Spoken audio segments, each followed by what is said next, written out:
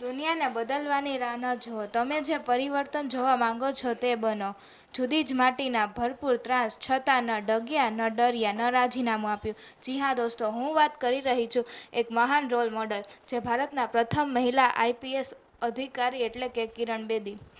નમસ્કાર, મારું નામ છે ભૂમિ શેઠ. હું આજે વાત કરી છું કિરણ બેદીની. કિરણ બેદીનો જન્મ 9 જૂન 1949માં પંજાબના અમૃતસરમાં થયેલો. તેમનો સ્નાતકનો અભ્યાસ તેઓએ આઈઆઈટી દિલ્હીમાંથી કરેલો. કિરણ બેદીને ટેનિસનો ખૂબ જ શોખ હતો, માટે તે ભૂતપૂર્વ ટેનિસ ખેલાડી પણ રહી ગયેલા. કિરણ બેદી 1972માં ભારતના પ્રથમ મહિલા આઈપીએસ ઓફિસર બનેલા.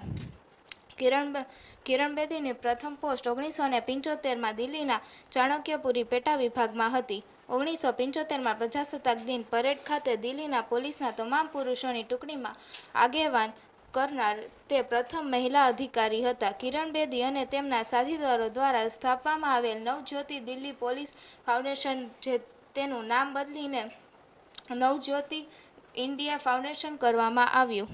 આગામી 25 વર્ષોમાં તેમણે આશરે 20,000 ડ્રગ્સ અને આલ્કોહોલના વ્યસનીઓને નિવાસી સારવાર પ્રદાન કરેલ છે. તેમણે શેરી બાળકો અને ઝૂંપડપટ્ટીના બાળકોના શિક્ષણમાં તેમજ આરોગ્ય પર વિશેષ ધ્યાન આપવામાં આવ્યું. August 2011માં Kiran Bedi India against કરપ્શનમાં આંદોલનમાં એક મુખ્ય સભ્ય રહી ચૂક્યા છે. કહેવાય છે કે નિશ્ચય અને સખત મહેનતથી વ્યક્તિ અવરોધોને દૂર કરી શકે છે અને તેમાં તફાવત લાવી શકે છે.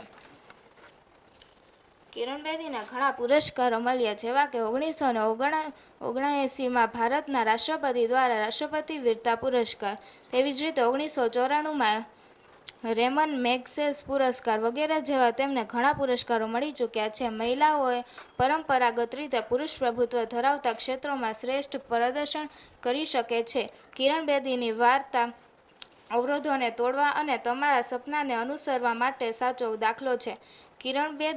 કિરણ બેદીએ કાયદાના અમલીકરણના ક્ષેત્રોમાં અન્ય મહિલાઓ માટે માર્ગ મોકળો કર્યો છે. Thank you all of you. જય હિન્દ, જય ભારત.